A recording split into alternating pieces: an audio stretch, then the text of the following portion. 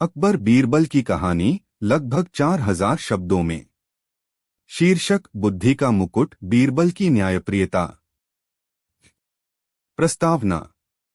मुगल सम्राट अकबर और उनके 9 रत्नों में सबसे प्रसिद्ध बीरबल की कहानियां भारतीय लोक संस्कृति का हिस्सा बन चुकी हैं। बीरबल की बुद्धिमत्ता, चतुराई, न्यायप्रियता और हास्यबोध की मिसालें आज भी प्रेरणा देती हैं। यह कहानी उन्हीं गुणों पर आधारित एक लंबी कथा है जिसमें बीरबल अपनी समझदारी और इंसाफ से न केवल एक गरीब को न्याय दिलाता है बल्कि दरबारियों की चालबाजियों का भी पर्दाफाश करता है। भाग 1, नई चुनौती। एक दिन अकबर का दरबार चल रहा था। मंत्री, सेनापति, विद्वान, कवि और अन्य दरबारी अपने अपने विषयों पर चर्चा कर रहे थे। तभी एक बूढ़ा किसान कांपते हाथों और थके चेहरे के साथ दरबार में प्रवेश करता है।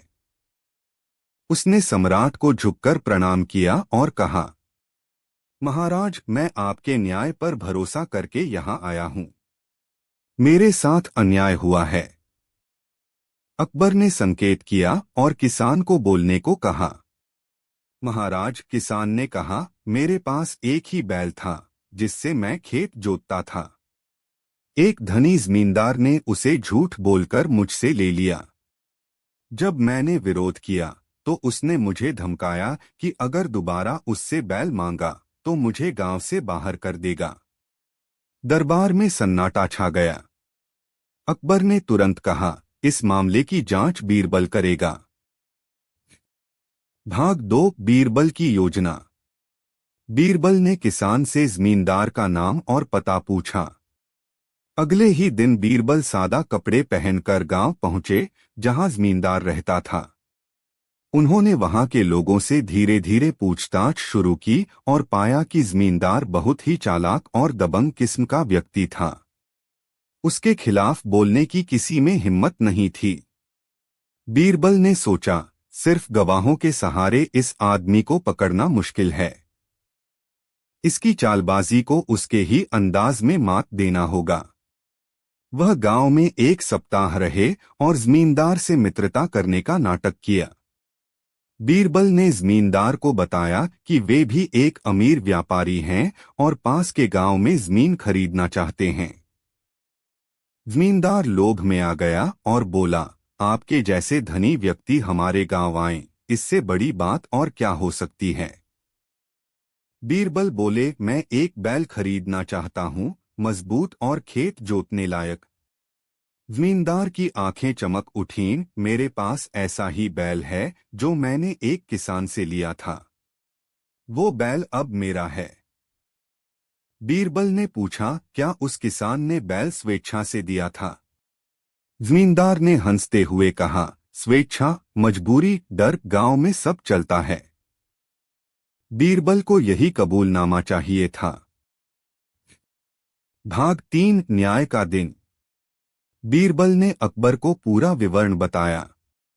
अगले दिन जमींदार को भी दरबार में बुलाया गया।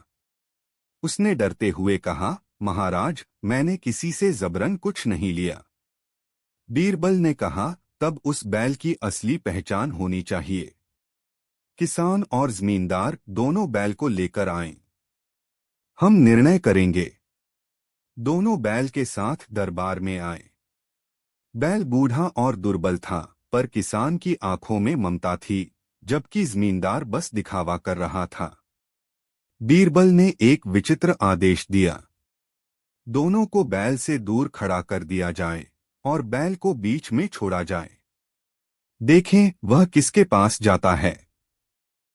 बैल कुछ देर इधर-उधर देखता रहा और फिर सीधे किसान के पास जाकर उसकी गोदी में मुंह रख दिया। दरबार तालियों से गूंज उठा।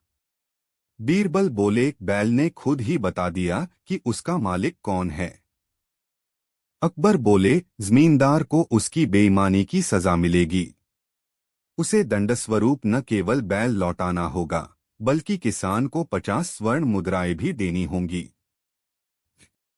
भाग 4, ईर्ष्यालु दरबारी की साजिश। बीरबल की लोकप्रियता बढ़ती जा रही थी।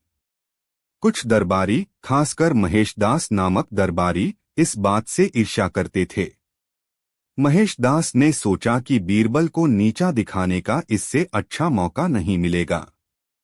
महेशदास ने अकबर से कहा, महाराज, बीरबल के फैसले तो ठीक होते हैं, पर वह स्वयं कितने सच्चे हैं, यह कौन जाने। यदि कोई उसे चुनौती दे तो क्या वह उतना ही न्यायप्रिय और निर्भीक रहेगा। अकबर ने बीरबल की तरफ देखा और कहा, क्या तुम बीरबल की परीक्षा चाहते हो। बीरबल मुस्कराए, महाराज, यदि आपकी इच्छा हो तो अवश्य। भाग 5 बीरबल पर चोरी का आरोप।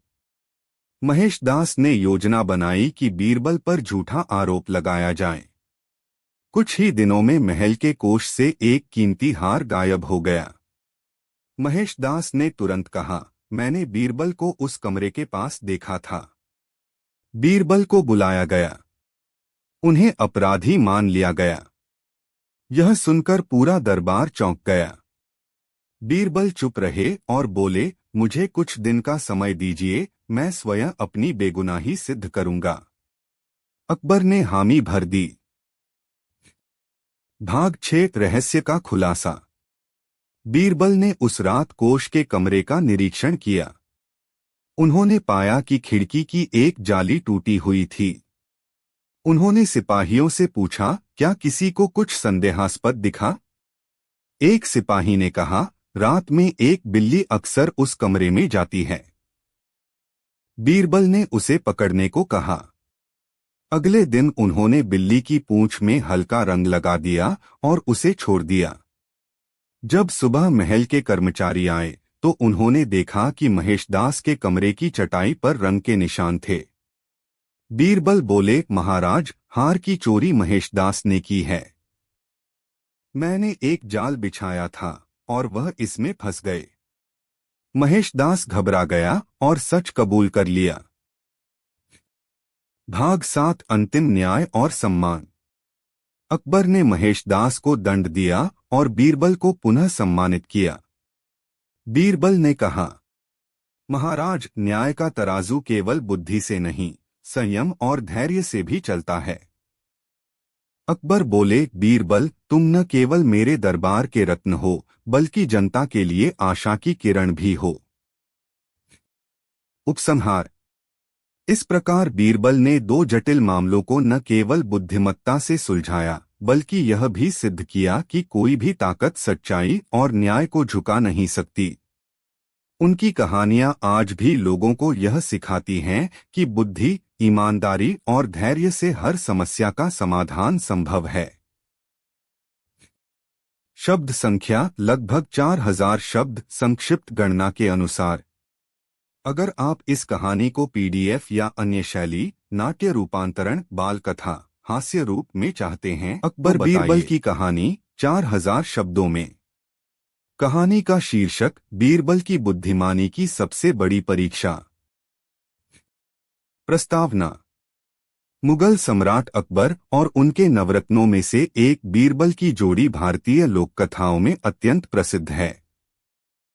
बीरबल अपनी बुद्धिमानी, चतुराई और हाजिर जवाबी के लिए जाने जाते हैं। यह कहानी एक ऐसे अवसर की है जब बीरबल को अपनी सबसे बड़ी परीक्षा का सामना करना पड़ा, जहां न केवल उनकी चतुराई बल्कि उनके साहस, ईमानदारी और न्यायप्रियता की भी कसौटी थी। प्रथम भाग, दरबार में चुनौती। एक बार की बात है, दिल्ली के लाल किले में बादशाह अकबर का दरबार सजा था। दरबारियों की कतार में बीरबल अपने स्थान पर शांत खड़े थे। तभी एक व्यापारी विदेशी देशों से लौटा और दरबार में हाजिर होकर बोला, जहां पनाह, मैंने अफगानिस्तान से लेकर तुर्की तक व्यापार किया है। वहां के सुल्तान, अमीर और वजीर भी सुना करते हैं आपके बीरबल की कहानियां। मैं चाहता हूं कि आप कोई ऐसी पहेली बीरबल को दें जो उनके लिए कठिन हो। तभी मैं मानूंगा कि वो सच में इतने बुद्धिमान हैं जितना कहा जाता है। अकबर को यह चुनौती स्वीकार थी। उन्होंने कुछ सोचा और बीरबल की ओर देखा। बीरबल, क्या तुम इसके लिए तैयार हो? बीरबल मुस्कराए और बोले, जहांपनाह, अगर सवाल सच्चाई के रास्ते पर हो तो जवाब देने में मुझे आनंद ही आता है। अकबर ने फिर वह प्रश्न पूछा जिसने पूरे दरबार को स्तब्ध कर दिया। बीरबल, मुझे देश के सबसे ईमानदार, सबसे भ्रष्ट और सबसे मूर्ख व्यक्ति का नाम चाहिए, सिर्फ 7 दिनों में। द्वितीय भाग, बीरबल की यात्रा। बीरबल ने यह चुनौती स्वीकार कर ली। उन्होंने 7 दिन का समय मांगा और चुपचाप दरबार से निकल पड़े। उन्होंने राजधानी से बाहर की ओर प्रस्थान किया ताकि उन्हें आम जनजीवन की सच्चाई को देखने का मौका मिले। पहला दिन, सबसे मूर्ख व्यक्ति की खोज। बीरबल एक छोटे से गांव पहुंचे जहां एक किसान रोज तालाब में पत्थर फेंकता हुआ पाया गया। बीरबल ने कारण पूछा तो उसने कहा, मैंने सुना है कि कोई देवी तालाब में से सोने का कंगन देती है, इसलिए मैं हर सुबह उसे पत्थर फेंक कर जगाता हूं। बीरबल को यह जानकर दुख हुआ कि अंधविश्वास ने इसे मूर्ख बना दिया है।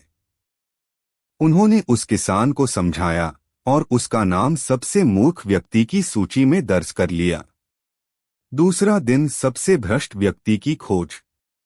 दूसरे दिन बीरबल एक कस्बे में पहुंचे जहां का कोतवाल अपने रसूख के बल पर गरीबों से अवैध कर वसूलता था। बीरबल ने वेश बदलकर सच्चाई जानी और पाया कि कोतवाल गरीबों की जमीन छीनकर अमीरों को बेचता है। जो न्याय देने वाला ही अन्याय करे वही सबसे भ्रष्ट है, बीरबल ने सोचा। उसका नाम उन्होंने सबसे भ्रष्ट के लिए लिख लिया। तीसरा दिन, सबसे ईमानदार व्यक्ति की खोज। तीसरे दिन बीरबल एक गांव में पहुंचे जहां एक वृद्ध महिला अपने बेटे के जाने के बाद भी उसके हिस्से की जमीन को न किसी को बेचती थी न छूती थी। जब बीरबल ने कारण पूछा तो उसने कहा, ये उसके नाम है। वो लौटे या न लौटे, मैं उसका अधिकार नहीं छीनूंगी। बीरबल को उसकी सच्चाई और आस्था ने गहरा प्रभावित किया। उन्होंने उसे सबसे ईमानदार व्यक्ति घोषित किया।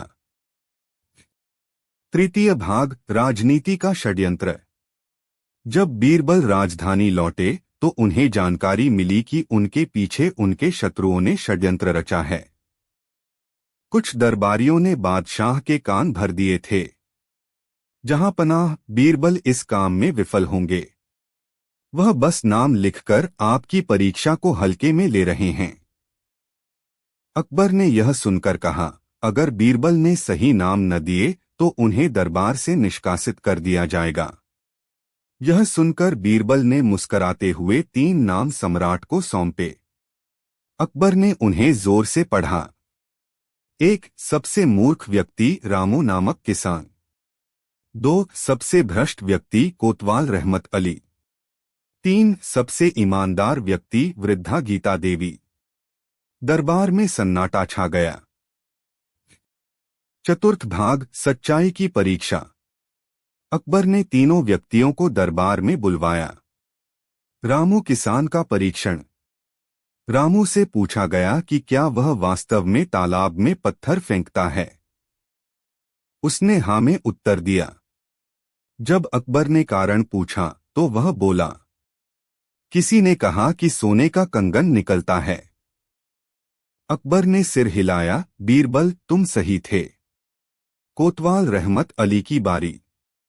बीरबल ने कुछ गवाह पेश किए जिनमें पीड़ित किसान और दस्तावेज शामिल थे। कोतवाल पर लगे आरोप सिद्ध हो गए। अकबर ने तुरंत उसे पद से हटा दिया। गीता देवी की परीक्षा। जब गीता देवी से पूछा गया कि वह अपने बेटे की जमीन क्यों नहीं बेचती तो उसने कहा, वह मेरा बेटा है, मैं उसकी जमीन कैसे बेच सकती हूं। मैं भूखी रह लूंगी लेकिन उसकी अमानत को नहीं छूंगी। अकबर की आंखें भर आईं। उन्होंने गीता देवी को इनाम और सम्मान से नवाजा। पंचम भाग, दरबारी पराजित और बीरबल की जय। अकबर ने बीरबल की बुद्धिमानी और सच्चाई की एक बार फिर प्रशंसा की। उन्होंने कहा, बीरबल, तुम्हारी चतुराई नहीं बल्कि तुम्हारा न्यायप्रिय हृदय ही तुम्हारी सबसे बड़ी शक्ति है। जो दरबारी बीरबल के विरोधी थे वे सब शर्मिंदा हो गए। अकबर ने उन्हें चेतावनी दी और कहा, यदि फिर किसी ने नियत पर संदेह किया तो उसे दरबार से निष्कासित कर दिया जाएगा। उपसंहार। यह कहानी न केवल बीरबल की चतुराई को दर्शाती है बल्कि यह भी बताती है कि एक सच्चा सलाहकार वही होता है जो सत्ता को सत्य के मार्ग पर ले जाए। बीरबल ने इस कठिन चुनौती को न केवल सफलता से पूरा किया बल्कि यह भी दिखा दिया कि बुद्धिमत्ता केवल शब्दों में नहीं बल्कि कर्मों में होनी चाहिए। शब्द संख्या 4000। यह पूर्ण संस्करण लगभग 3900 से 4100 शब्दों की सीमा में है। यदि आप चाहें तो मैं इसका पीडीएफ संस्करण या ऑडियो रूपांतरण भी बना सकता हूं। अकबर बीरबल की कहानी लगभग 4000 शब्दों में। कहानी का शीर्षक बीरबल की न्याय यात्रा। भूमिका। अकबर और बीरबल की जोड़ी भारतीय इतिहास में चतुराई और न्यायप्रियता की मिसाल मानी जाती है। बीरबल न केवल मुगल सम्राट अकबर के दरबार के 9 रत्नों में से एक थे बल्कि वह अपनी चतुर बुद्धि, हास्य और न्यायप्रियता के लिए विशेष रूप से प्रसिद्ध थे। यह कहानी उस समय की है जब बीरबल को एक जटिल मामले में न्याय देना था जिसमें धर्म, राजनीति और मानवीय संवेदनाएं एक दूसरे से टकरा रही थीं। प्रारंभ। बादशाह का आदेश। एक बार की बात है, अकबर के शासन में एक गांव का मुखिया राजधानी आया। वह काफी परेशान था और रोते हुए दरबार में बोला, हुजूर, हमारे गांव में एक धनी साहूकार ने एक गरीब किसान की जमीन जबरदस्ती छीन ली है। अब किसान और उसका परिवार भूखे मर रहे हैं। अकबर ने गुस्से में कहा, यह बहुत अन्याय की बात है। क्या गांव के पंचों ने कुछ नहीं किया? मुखिया ने कहा, हुजूर, साहूकार ने पंचायत को पैसे और डर से मना लिया। किसान की कहीं सुनवाई नहीं हो रही। अकबर ने तुरंत बीरबल को बुलाया और कहा, बीरबल, यह मामला तुम्हारे हवाले करता हूं। मुझे न्याय चाहिए लेकिन साथ ही शांति भी बनी रहनी चाहिए। बीरबल ने सिर झुकाकर कहा, हुजूर, मैं इस अन्याय को समाप्त करूंगा और आपके शासन की मर्यादा बनाए रखूंगा। अध्याय 1। गांव की ओर यात्रा। बीरबल ने सादा वेश धारण किया ताकि लोग उसे पहचान न सकें। वे केवल एक सैनिक के साथ गांव की ओर रवाना हुए। रास्ते में उन्होंने गांव की हालत देखी, एक ओर हरियाली और संपन्नता, दूसरी ओर सूखा और गरीबी। गांव में प्रवेश करते ही बीरबल ने देखा कि कुछ लोग साहूकार के घर के बाहर खड़े थे, जैसे किसी देवता का दर्शन कर रहे हों। दूसरी ओर गांव का गरीब किसान अपने टूटे घर के बाहर बच्चों के साथ बैठा था, जिनके चेहरे भूख और निराशा से भरे हुए थे। बीरबल ने सैनिक को भेजा और किसान को गुप्त रूप से बुलवाया। अध्याय 2। किसान की व्यथा। किसान ने कहा, महाराज, मेरा नाम रामू है। मेरे दादा की जमीन थी जिसे मैं जोतता था, परंतु पिछले साल जब सूखा पड़ा तो मैंने साहूकार से कर्ज लिया। कर्ज चुकाने में असमर्थ होने पर साहूकार ने जमीन हड़प ली और मुझे धमकी दी कि अगर कुछ बोला तो गांव से निकाल देगा। बीरबल ने पूछा, क्या तुम्हारे पास कोई दस्तावेज है? रामू ने कहा, मेरे दादा के समय का पट्टा है, लेकिन साहूकार ने नया कागज बनवाकर कहा कि अब जमीन उसकी है। बीरबल ने शांत स्वर में कहा, तुम चिंता मत करो, अब यह मामला न्याय से हल होगा। अध्याय 3। रहस्य की खोज। बीरबल ने सैनिक से कहा कि वह गांव में यह बात फैलाए कि एक बड़ा अधिकारी गांव के कागजात की जांच करने वाला है। जल्द ही गांव में हलचल मच गई। साहूकार चिंतित हो उठा और पंचायत के मुखिया को बुलाकर बोला, देखो, यह अधिकारी जरूर कोई चालाक आदमी है। हमें मिलकर उसे संतुष्ट करना होगा। बीरबल ने एक योजना बनाई। उन्होंने गांव में एक सभा बुलाई जिसमें सभी लोगों को बुलाया गया। सभा में उन्होंने एक प्रश्न रखा। अगर दो व्यक्ति एक ही जमीन का दावा करें और दोनों के पास कागज हों तो कैसे तय किया जाए कि असली मालिक कौन है? लोग चुप थे। तभी बीरबल बोले, चलो हम उस जमीन से पूछते हैं कि उसका असली मालिक कौन है।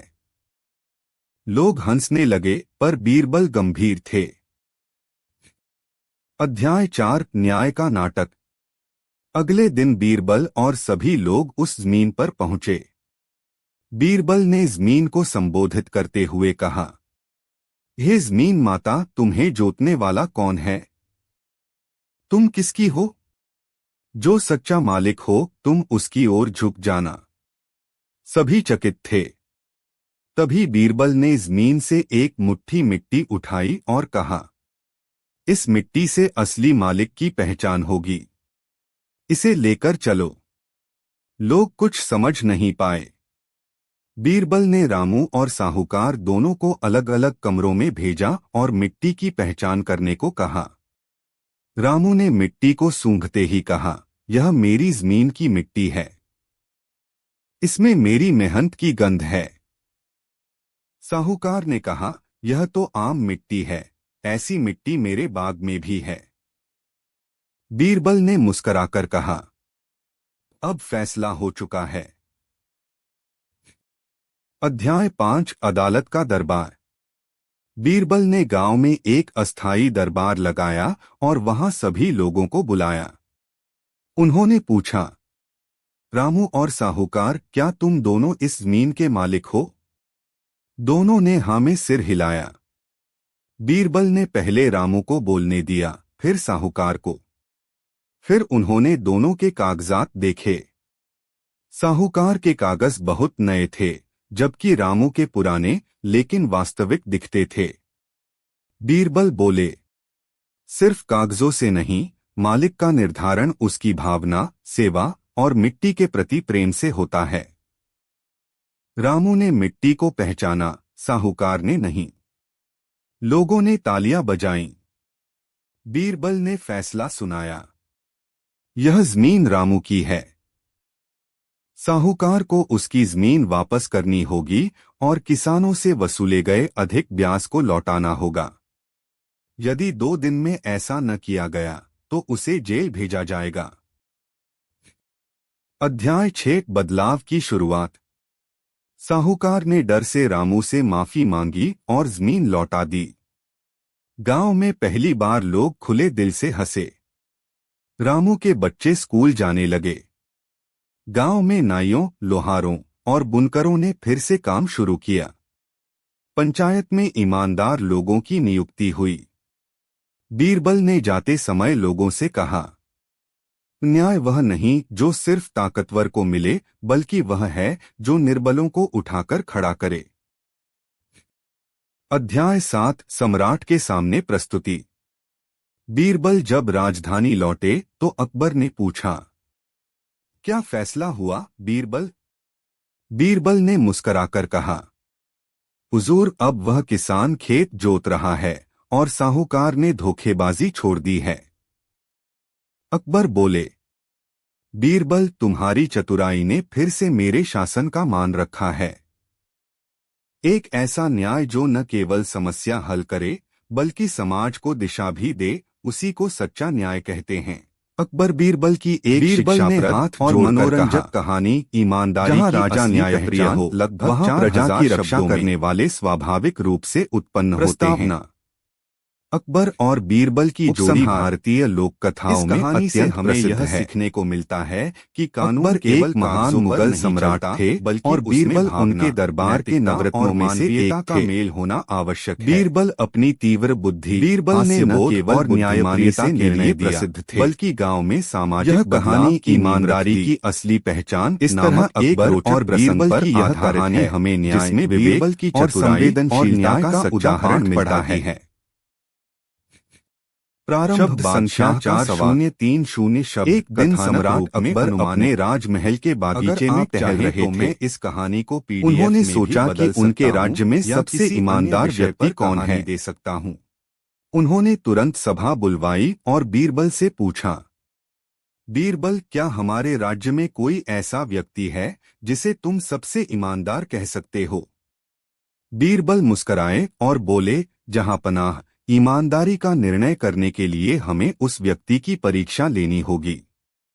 अकबर ने कहा, तो ठीक है, मैं चाहता हूं कि तुम मुझे ऐसा व्यक्ति ढूंढकर लाओ जो सबसे ईमानदार हो। बीरबल ने सिर झुकाकर कहा, हुक्म की तामील होगी जहांपनाह। बीज बोने की योजना। बीरबल ने अगली सुबह दरबार में आकर कहा, जहांपनाह, मैं एक योजना बना चुका हूं जिससे राज्य के सबसे ईमानदार व्यक्ति का पता लगाया जा सकता है। बीरबल ने एक छोटी सी थैली सम्राट को दी और कहा, इस थैली में कुछ विशेष बीज हैं। आप घोषणा कर दीजिए कि राज्य के प्रत्येक नागरिक को एक एक बीज दिया जाएगा। उन्हें यह कहा जाए कि 6 महीने बाद इन बीजों से जो पौधा उगेगा उसे दरबार में लाकर दिखाएं। जिस पौधे में सबसे सुंदर फूल खिले होंगे उसे सबसे ईमानदार व्यक्ति घोषित किया जाएगा। अकबर को यह विचार पसंद आया। उन्होंने पूरे राज्य में यह ऐलान करवा दिया। सभी नागरिकों में उत्साह फैल गया। हर व्यक्ति को बीज मिले और वे बड़े प्रेम से उसे उगाने लगे। ईमानदार लड़के की परीक्षा। राजधानी से थोड़ा दूर एक छोटे से गांव में एक गरीब विधवा अपने 12 वर्षीय बेटे अर्जुन के साथ रहती थी। अर्जुन को भी दरबार से एक बीज मिला। वह उसे लेकर अपनी माँ के पास गया और बोला, माँ देखो, यह बीज हमें बादशाह सलामत ने दिया है। माँ ने मुस्कुराकर कहा, बेटा, इसे मिट्टी में रोप दो और पूरी लगन से इसकी देखभाल करो। अर्जुन ने वैसा ही किया। वह हर दिन सुबह उठकर पौधे को पानी देता, धूप दिखाता और देखभाल करता। लेकिन हफ्ते बीत गए और मिट्टी में कुछ नहीं उगा। माँ ने कहा, बेटा, तुमने अपनी तरफ से पूरी कोशिश की है। ईमानदारी से हार मानना गलत बात है। 6 महीने बाद तुम इसी गमले को दरबार में ले जाना। अर्जुन थोड़ा निराश था, लेकिन माँ की बात मान गया। दरबार में वापसी। 6 महीने बीत गए। पूरे राज्य से लोग अपने अपने गमलों में सुंदर फूल लेकर दरबार में पहुंचे। वहां हर किसी ने रंग बिरंगे फूलों वाले पौधे सजाकर लाए थे। दरबार एक बगीचे की तरह दिखाई दे रहा था। लेकिन अर्जुन केवल एक खाली गमला लेकर आया। लोग उसका मजाक उड़ाने लगे। अरे देखो, ये तो गमला लेकर आया है, इसमें तो कुछ भी नहीं उगा, इसका तो बीज सड़ गया होगा। अर्जुन चुपचाप एक कोने में बैठा रहा। बादशाह अकबर ने हर पौधे को देखा। वे सभी बहुत सुंदर थे, लेकिन अचानक उनकी नजर अर्जुन पर पड़ी। वह खाली गमले के साथ चुपचाप खड़ा था।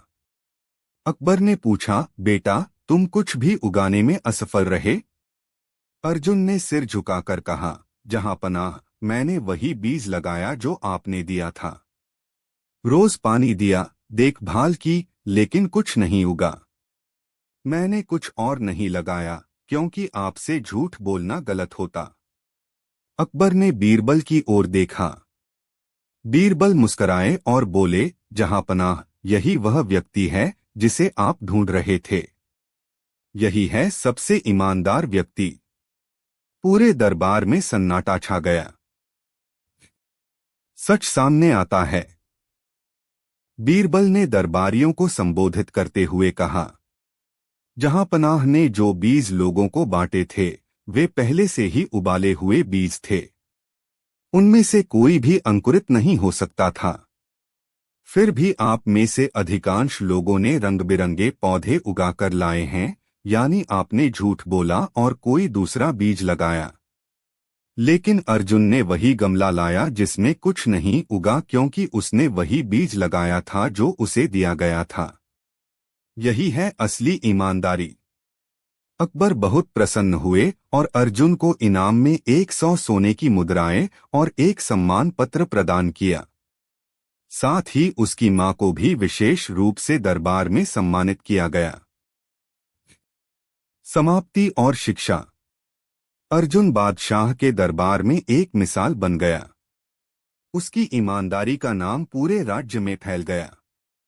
बीरबल ने एक बार फिर सिद्ध कर दिया कि बुद्धिमत्ता से बड़ा कोई हथियार नहीं और ईमानदारी से बड़ा कोई गुण नहीं। इस कहानी से हमें यह शिक्षा मिलती है कि सच्चाई और ईमानदारी चाहे कितनी भी कठिन परिस्थिति में हो, अंततः जीतती ही हैं। झूठ और धोखा चाहे पल भर के लिए सफलता दिला दें, लेकिन सम्मान और विश्वास सच्चाई से ही मिलता है। शब्द संख्या 4000।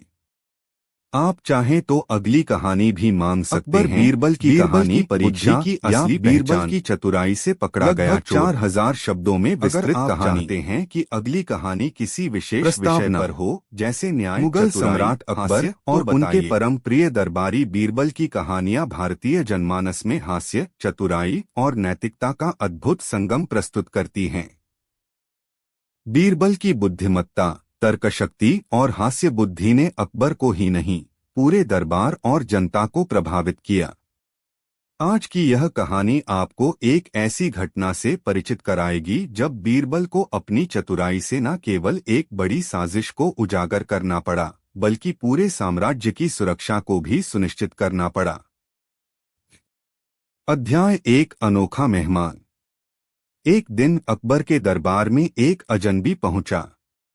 वह बहुत ही साधारण वेशभूषा में था, लेकिन उसकी आंखों में गजब की चमक थी। उसने पहरेदारों से कहा कि वह सम्राट से मिलना चाहता है। पहरेदारों ने कहा, सम्राट किसी अजनबी से ऐसे नहीं मिलते। तुम्हें कोई ठोस कारण बताना होगा। अजनबी मुस्कराया और बोला, मैं सम्राट को एक रहस्य बताने आया हूं, ऐसा रहस्य जो उनके साम्राज्य की नींद को हिला सकता है। यह सुनकर दरबारियों में हलचल मच गई और वह अजनबी अंततः सम्राट अकबर के समक्ष लाया गया। तो बताओ, अकबर बोले, कौन सा ऐसा रहस्य है जो मेरे साम्राज्य को हिला सकता है? अजनबी ने झुककर कहा, महाराज, आपके ही दरबार में एक गद्दार है जो दुश्मन राज्य से मिला हुआ है और राज्य की गोपनीय जानकारियां बाहर भेज रहा है। यह सुनते ही पूरा दरबार स्तब्ध रह गया। अकबर की आंखों में गुस्सा था, लेकिन उन्होंने तुरंत बीरबल की ओर देखा। बीरबल, अकबर बोले, क्या तुम इस बात की सच्चाई का पता लगा सकते हो? बीरबल ने सिर झुकाया, महाराज, 7 दिन का समय दीजिए, मैं सत्य को उजागर कर दूंगा। अध्याय 2। दरबार में साजिश। बीरबल ने अगले दिन से ही दरबार के हर मंत्री, सेवक और सिपाही पर गुप्त निगरानी शुरू करवा दी। उन्होंने महल के चारों ओर के पहरे बढ़वा दिए और अपनी भरोसेमंद टीम को हर दिशा में तैनात कर दिया। उन्होंने सबसे पहले उस अजनबी को अलग कोठरी में बंद करवा दिया और उससे पूछताछ की। तुम्हारा नाम क्या है? बीरबल ने पूछा। मेरा नाम रघुनाथ है, मैं उत्तर की ओर के सीमावर्ती गांव का निवासी हूं, अजनबी बोला। क्या प्रमाण है तुम्हारे पास इस गद्दारी का? बीरबल ने तीव्र दृष्टि से उसे देखा। रघुनाथ ने जेब से एक कागज निकाला, उस पर कुछ गुप्त संदेश थे जो फारसी में लिखे गए थे। संदेशों में सैन्य मूवमेंट्स, गोपनीय योजना और सैनिकों की संख्या का वर्णन था। बीरबल ने यह पत्र ध्यान से पढ़ा और समझ गया कि मामला गंभीर है। अध्याय 3। शंकाओं की परछाई। बीरबल ने दरबार में आने वाले हर प्रमुख मंत्री से व्यक्तिगत बातचीत शुरू की। उन्हें एक विचित्र बात का आभास हुआ। वजीर आला, प्रधानमंत्री फजल खान, जो वर्षों से सम्राट का विश्वासपात्र था, इन दिनों असामान्य व्यवहार कर रहा था।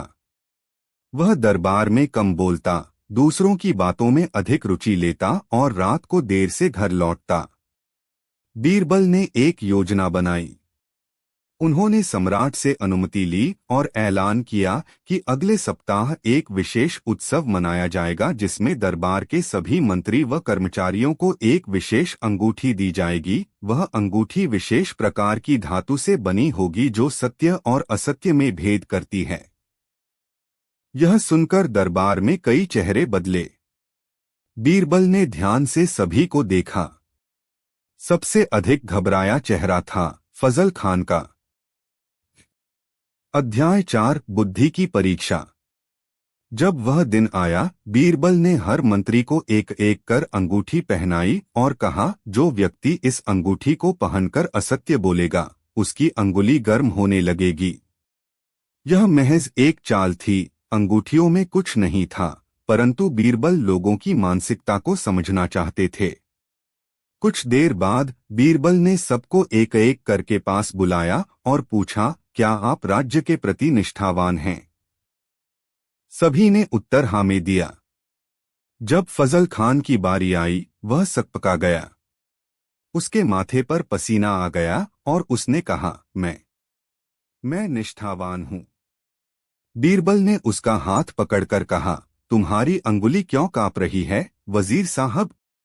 अब दरबारियों की नजर उसकी ओर टिक गई। फजल खान घबरा गया। आपकी अनुमति हो तो मैं इनके कक्ष की तलाशी लेना चाहता हूं, महाराज, बीरबल ने कहा। अकबर ने इशारा किया, तलाशी दी जाए। अध्याय 5 पर्दाफाश। बीरबल ने फजल खान के कक्ष की पूरी तलाशी ली। वहां एक गुप्त संदूक मिला, जिसमें वही गुप्त संदेशों की प्रतियां, विदेशी मुद्रा और सीमावर्ती दुश्मन